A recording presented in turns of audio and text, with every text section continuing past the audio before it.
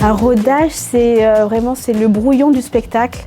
Moi, je sais que je me permets beaucoup plus d'impro, de parler avec les gens, de modifier des choses, d'avoir mes notes sur scène. J'ai testé plein de blagues, alors que quand je fais avec les rodés, tu vas tester une blague par-ci, blague par-là. Là, c'est vraiment des fois, je teste des 3 minutes d'un coup. C'est un peu le laboratoire du spectacle, quoi.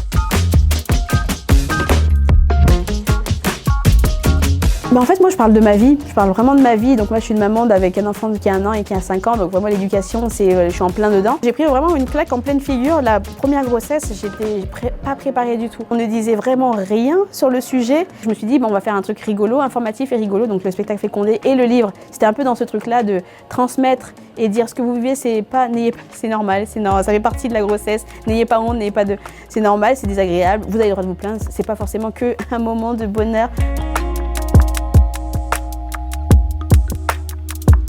Là, en ce moment, l'actu m'énerve tellement, je vais être plus du tout drôle. Limite, je suis en déni d'actu parce que il y a un moment où ça dépasse il y aura que de la colère. Donc, moi, j'avoue, des fois, je me protège un peu pour garder ce truc-là de je suis humoriste. J'ai peur que ça m'impacte trop, que je devienne en colère, aigrie et que j'ai plus ce côté, faut que ce soit comme drôle.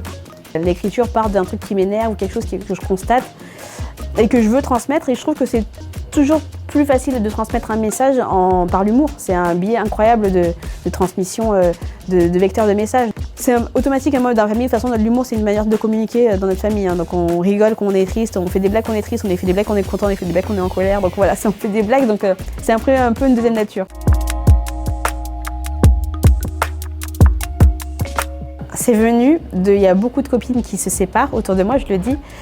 Et en fait, quand je discute avec elles, moi j'ai de la chance, après je dis parce que j'ai bien choisi, mais moi j'ai de la chance que mon partenaire est un vrai partenaire.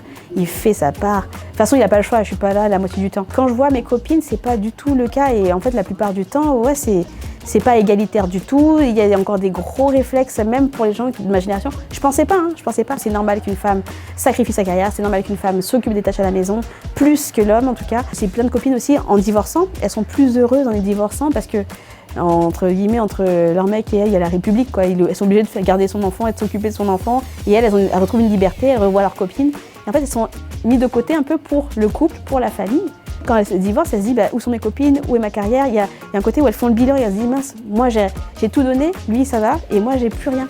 On se fait arnaquer par le romantisme. Donc ouais, c'est cette idée-là que j'essaye de... Mais pour l'instant, c'est pas au point, mais c'est ce truc-là que j'essaye de transmettre et de faire rendre compte les filles, donnez pas tout par amour. Faites-vous passer d'abord.